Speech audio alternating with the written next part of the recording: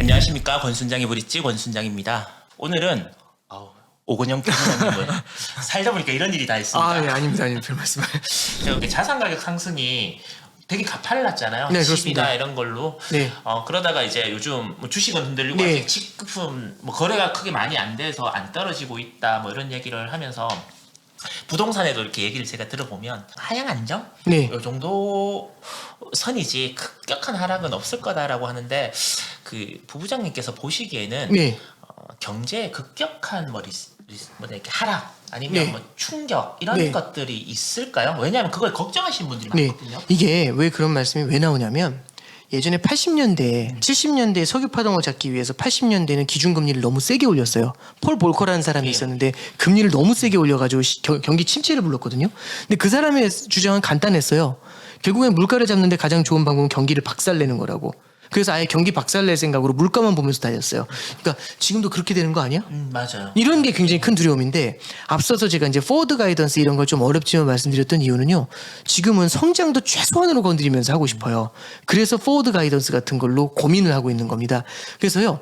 굉장히 과거에 비해서는 정교한 바주카포로 굉장히 정교한 수술을 하려는 건데 그래서 그때처럼 경기 침체를 막 만들어낼 정도로 연준이 움직인다 그렇게 보진 않아요. 두 번째는 그때에 비해서 지금 이제 은행의 자본이 굉장히 풍부합니다. 은행의 자본이 풍성하다기보다는 이제 충분하면은 예를 들어서 일시적인 침체가 왔을 때도 은행 시스템이 무너지진 않아요.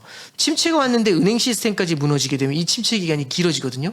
근데 그렇게 길어지진 않을 것 같아요. 그래서 마일드한 침체 정도는 저는 감안할 수는 있겠지만 뭐 누가 말씀하시는 것처럼 아주 어마어마한 경제 위기 이럴 가능성은 저는 개인적으로 제한적이라고 봅니다. 우리나라가 아직까지 97년도 네. IMF의 충격을 네. 많이 가지고 있는 것 같아요. 내상을. 그래서 아까 방금 말씀 은행이 안전하다라는 네. 얘기를 하면 믿어야 되는데 저부터 그때 예. 고등학생이었는데 그렇죠. 네, 그때 그랬거든요. 다 안전하다 그랬는데 어느 날 보니까 다 지점장님들 나오셔갖고 네네네. 이제 집에 갑니다. 막 네네. 악수하고 울고 뭐 제가 그렇죠. 대구에 있었으니까 대동은행 막 망해갖고 그렇죠. 예. 예, 그런 것들을 봐서 네네. 그 말을 신뢰를 잘 못하는 것 같아요. 네, 이제 그게 사실은 그 외환 위기라든지 금융 위기를 겪으면서 그 미국의 은행들도 파산했었잖아요. 그게 미국의 은행들한테는 하나의 교훈이 됐던 것 같아요. 그래서 뭐가 생기게 되냐면 은행이 충분히 예를 들어서 일정 수준 파산이 일어나더라도 은행이 버틸 수 있을 정도의 자본을 쌓으라는 얘기를 해요. 그래서 꾸준히 뭘 시키냐면 스트레스 테스트라는 걸 시키는데 이 스트레스 테스트는 이런 겁니다. 나무 위에 애들을 올려놓고서 막 흔들어 보는 거예요. 극단으로 흔들어 했는데도 안 떨어지면 오케이. 충분히 버틸 수 있는 능력이 있구나. 이런 스트레스 테스트를 해보는 거거든요. 그래서 저는 그 스트레스 테스트의 범주 내에서 지금 이제 실물 경기가 둔화될 거라고 생각을 하고요. 그렇게 됐었을 때는 은행 시스템이 막 망가지거나 97년도에 그런 사례를 생각하기에는 쉽지는 않을 것 같습니다. 네. 알겠습니다. 그런 나쁜 기억은 진짜 기억에서 잘 안 잊혀지나 봐요. 그렇죠. 예, 맞아요. 저도 똑같습니다. 네네. 그리고 그 최근에 엔화에 대한 얘기가 네네. 굉장히 많더라고요. 위기가 왔을 때는 네네. 안전자산이라 그랬는데 안전자산 아닌 것 같아요. 네네네. 그래서 저는 이런 생각이 들더라고요. 지금 엔화가 워낙 싸니까 일단 환전을 해서 네. 일본에 많이 떨어진 주식을 사놓으면 네. 이게 조금 위기가 지나가고 나면 네. 주식에서도 먹고 네. 엔화에서도 환차손도 먹고 그리고 만약에 환전을 했는데 뭐 주식은 안 사더라도 네. 코로나 풀리고 이러면 네. 이 정도 가격이면 일본 여행 갈 때 써도 큰 손해는 안 신지 않을까라는 네. 생각을 하게 되거든요. 네네. 이런 생각을 하는 사람들에 대해서는 어떻게 일단 여행이나 이런 쪽에 대해서는 찬성이고요. 주식을 사는 것에 대해서는 개인적으로 조금은 좀 경계를 하셔야 된다고 생각하는 게 지금 일본 주식이 전 세계에서 그래도 잘 버티고 있어요. 네. 굉장히 잘 버티거든요.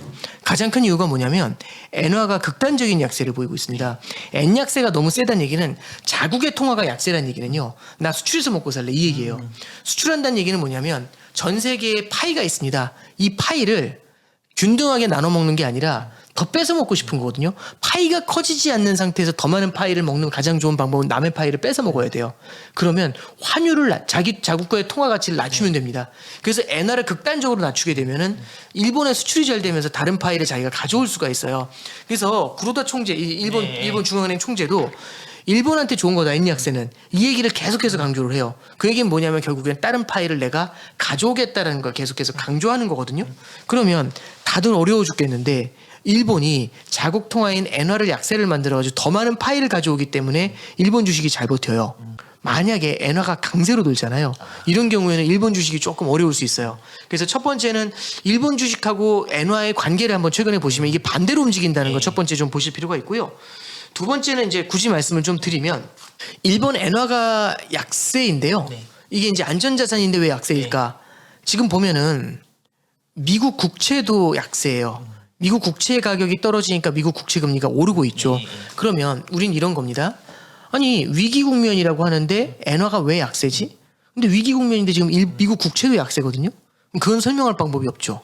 이게 가장 큰 이유가 결국에는 양국 간의 금리차 때문에 그래요. 일본은 금리가 못 올라가는데 미국은 금리가 너무 세게 올라가니까 엔화가 약세를 보이는 거거든요. 금리가 세게 올라간다는 얘기는 채권이 약세고 그래서 미국 국채가 힘들어하는 거예요. 그래서 미국 국채나 엔화 같은 경우가 같이 약세를 보입니다. 그래서 우리가 이제 딱 이러는 거죠. 이제 일본 엔화는 안전자산 지위가 박탈됐어. 이렇게 평가할 거면 미국 국채도 안전자산 지위가 박탈된 겁니다. 그래서 그렇게 평가하실 건 아닌 것 같고요. 아직 주가가 조정을 받는다 하고 금융 위기가 찾아왔다는 건 다른 케이스인 것 같아요. 그래서 엔화에 투자하는 가장 좋은 방법 중에 하나는 결국에는 위기에 대해서 대비하기 위해 보험적인 가입 차원에서 일부씩 담아가는 겁니다. 그런 전략 정도를 생각해야지 환차익을 기대하거나 환차손을 생각하면서 움직이는 건 조금은 좀 어려울 것 같아요. 네. 그러면 엔화가 지금은 이렇게 역사적으로 볼 때도 많이 약세는 네. 맞는 거죠. 네네 그렇습니다. 더 약세가 될 가능성도 혹시 단기적으로는 더 약세를 보일 가능성도 있죠. 왜냐하면 이제 미국 금리가 조금 더 올라갈 놈이 있으니까요. 근데 만약에 미국 금리가 더 올라가지 못하고 꺾여서 내려온다고 하면은 일본 금리는 많이 안 내려가는데 미국 금리가 많이 내려갈 수 있거든요. 그럼 양국 간의 금리 차가 줄어듭니다. 양국 간의 금리 차가 줄어들면 이때는 엔화가 굉장히 빠른 강세로 전환이 될 수가 있겠죠. 그래서 뭐 환율을 예단하기는 어렵지만은 일시적으로는 미국 금리가 조금 더 올라갈 룸이 있기 때문에 이런 경우에는 엔화가 조금 더 환율이 올라갈 수 있지만 엔화가 약세일 수 있지만 그게 아주 오래 지속될 것 같지는 않습니다. 진짜 환는 신도 모른다. 맞습니다. 네. 오근영 부부장님의 첫 번째 책을 보시면 네네네. 부분이 그래도 감사합니다. 자세하게 설명이 돼 있고 이해는 그러니까 이거 이해가 맞아 이렇게 이럴 수 있구나라고 하는데 이게 막상 현실에 이렇게 대입을 해보면 네. 너무 복잡하고 어려운데 이렇게 이제 네, 되는 맞습니다. 것 같더라고요. 네. 그리고 이거 저 개인적인 생각인데 파월은 요즘 신뢰를 잘 못 받고 네. 블러드는 굉장히 신뢰를 잘 받고 약간 뭐라 그래야 되나 신기 있는 네네네. 유연한 사람 네네네. 약간 이런 느낌? 네.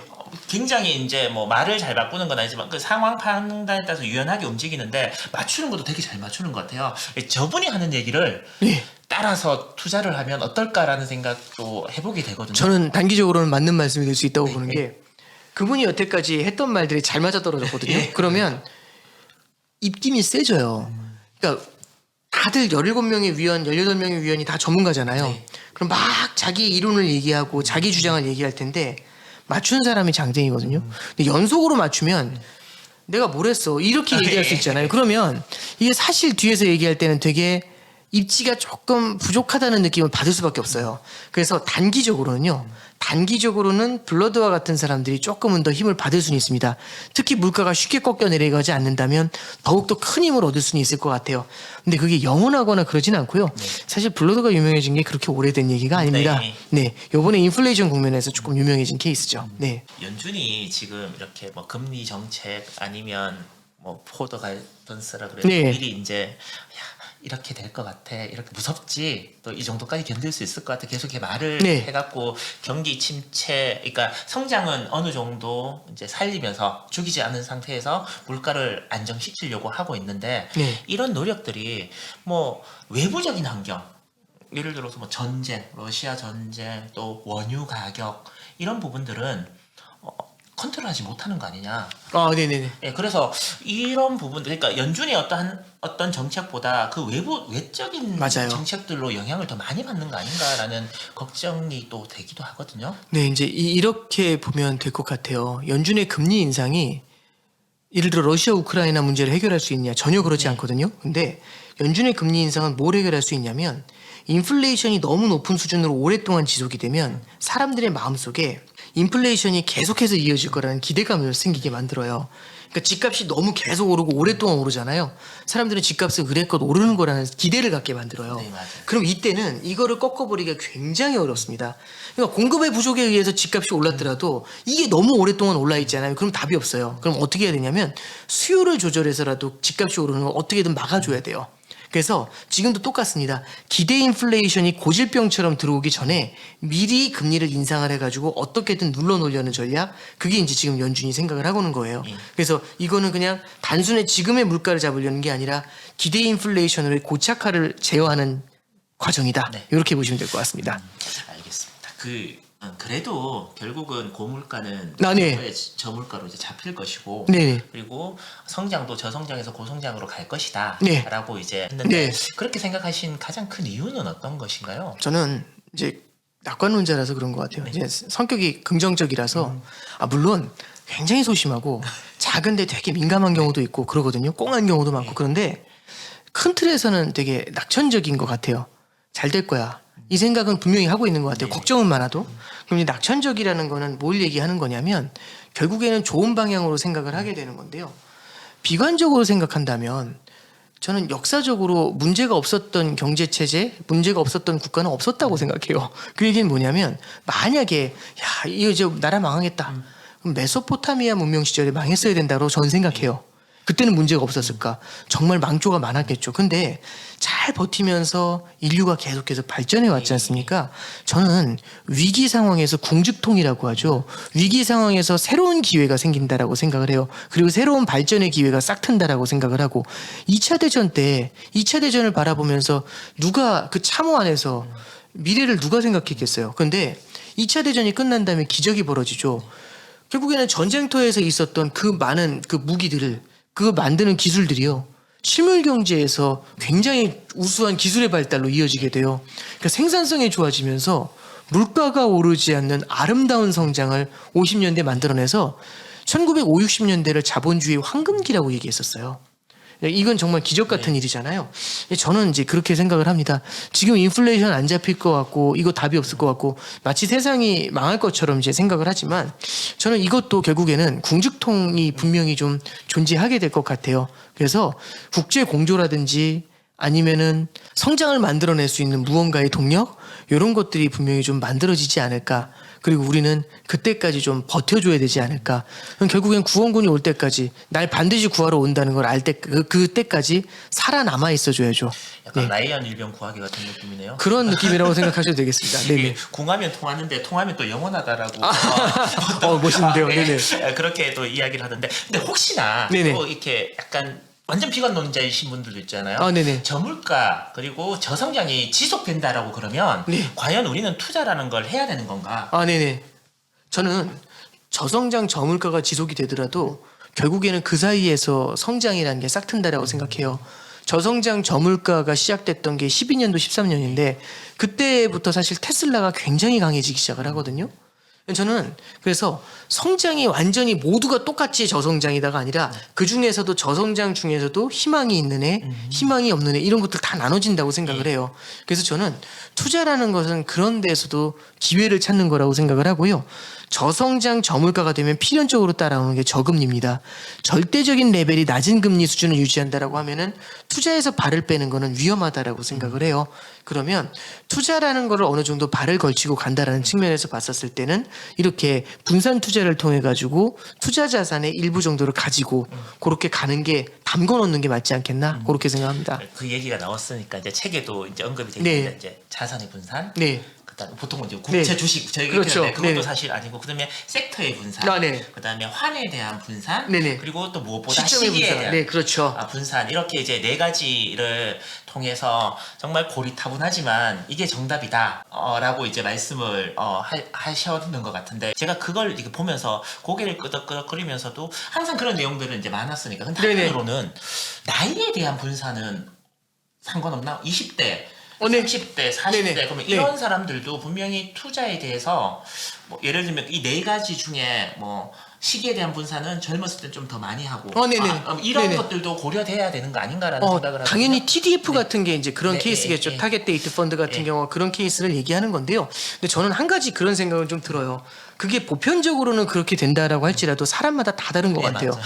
그리고 타겟 데이트 펀드에 대해서도 저는 그 굉장히 좋은 의미를 유의미하다고 생각합니다만 만약에 예를 들어 가지고 5, 60대 되셨는데 본인은 투자에 대한 관심이 되게 많으시고 투자를 잘 하실 수 있는 분이면 굳이 타겟 데이트 펀드에 있는 그 패스를 그대로 따라가야 되나? 그건 잘 모르겠습니다. 그래서 저는 이렇게 다양한 자산군과 시기에 따른 분산과 나이에 따른 성향들도 차이가 나지만 고객 본인의 투자자 본인의 성향도 되게 중요한 것 같아요.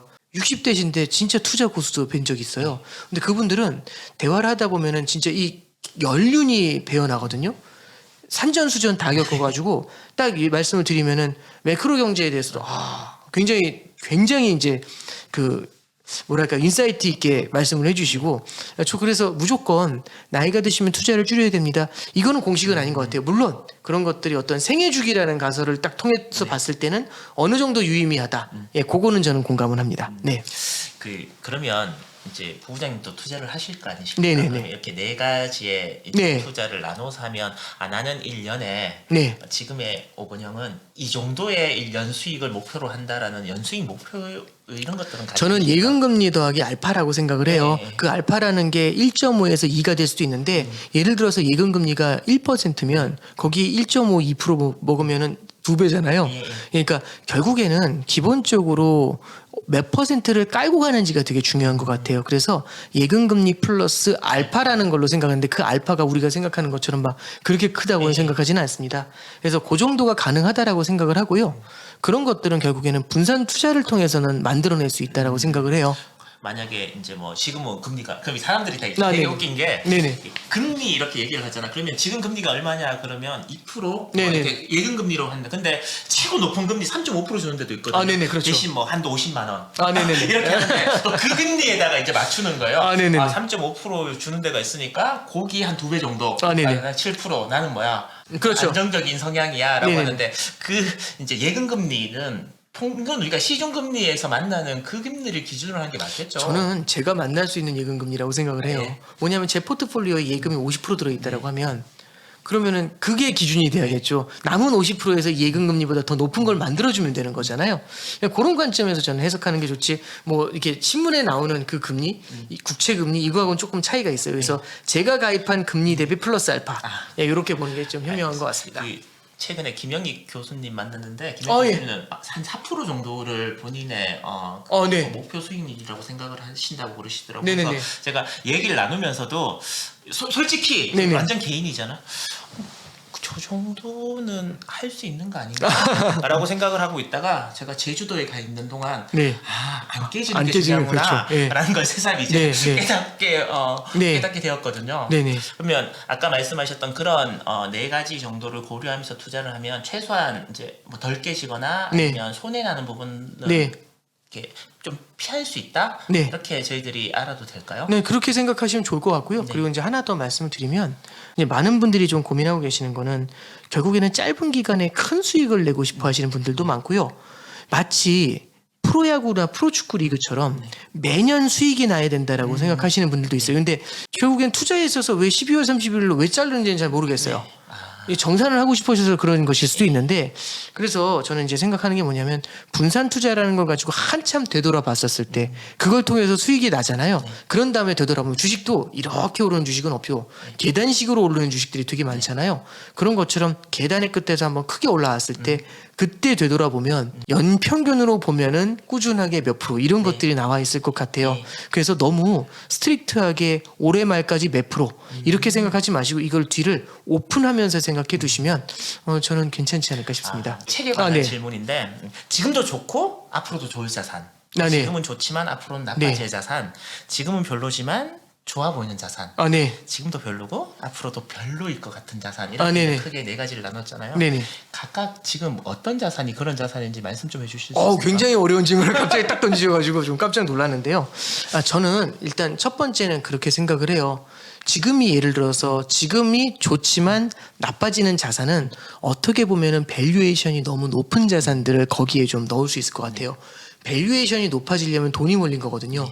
왜냐하면 좋은 주식이니까 돈이 몰린 거겠죠. 그러니까 좋지만 그러면 금리가 올라가니까 나빠질 수가 있겠죠. 그런데 예를 들어서 지금 당장은 아니겠지만은 작년도 하반기에 에너지나 금융주 같은 경우는 얘기가 달랐을 수 있죠. 에너지 같은 경우는 굉장히 오랜 기간 힘들었었어요. 근데 그 에너지 같은 경우는 나쁘지만 좋아지는 자산으로 해석을 할 수가 있겠죠. 왜냐하면 인플레이션이라는 시기가 다가왔으니까. 저는 그래서요, 얘네가 계속해서 바뀐다라고 생각을 해요. 그리고 저는 그 네 가지 범주들을 줬지만 얘네들도 마찬가지로 이런 애들을 나눠서 분산 투자를 해놓으면 나중에 좋아지는 애들이 나빠질 수도 있잖아요. 또 나빠지던 애들이 좋아질 수도 있습니다. 그걸 같이 분산 투자를 해놨을 때는 얘네들을 긴 시기별로 봤었을 때는 롱런을 할 수가 있다고 봐요. 이게 문제 약간 이상하게 들리실 수 있겠지만 우산장수하들 집신장수하들 있잖아요. 이렇게 생각할 수 있어요. 아니 하나가 돈 벌면 하나는 못 벌고 하나가 못 벌면 또 이게 되게 걱정될 수 있는데 얘를 긴 관점에서 바라보면 비 올 땐 우산장사가 벌고 또 맑을 땐 집신장사가 벌고 둘 다 번다고 생각할 수도 있거든요. 그러면 번외의 수익을 빼가지고 쌓아놓는 거죠. 곡간에. 번외의 수익을 계속해서 쌓아가는 거잖아요. 그것보다 하나에 배팅 쳤었을 땐 진짜 리스크가 클 수 있죠. 그런 관점에서 저는 분산 투자를 좀 고민해 보시면서 가는 게 좋겠다. 그렇게 생각합니다. 책은 여기 제가 뭐 다른 분들에서도 많이 보셨겠지만 이 책이거든요. 인플레이션에서 살아남기. 근데 이 책을 사면 네. 그냥 시크릿 라이브러리 이렇게 요것도 부록으로 감사합니다. 오는데 여기에 제가 여쭤보고 싶어요. 네. 이게 보면 좋은 유튜버, 네. 책, 뭐 채널 뭐 이런 것들 나오더라고요. 여기 각동이님이 없더라고요. 그래갖고 두 분 사이가 별로 안 좋구나. 삐지신 것 같아요.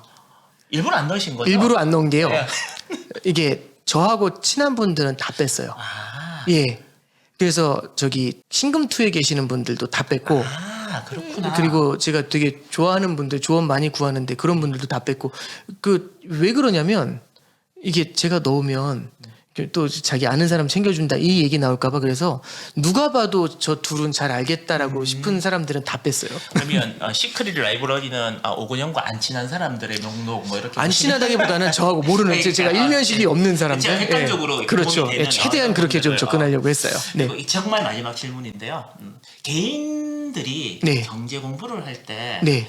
이거는 베이스로 깔고 공부를 하는 게 좋겠다라고 스스로 느끼신 점이 있으시면 저는 뭐냐면 고등학교 다닐 때도 오늘 교과서를 한 번 읽으면 이게 몇 점으로 올렸다.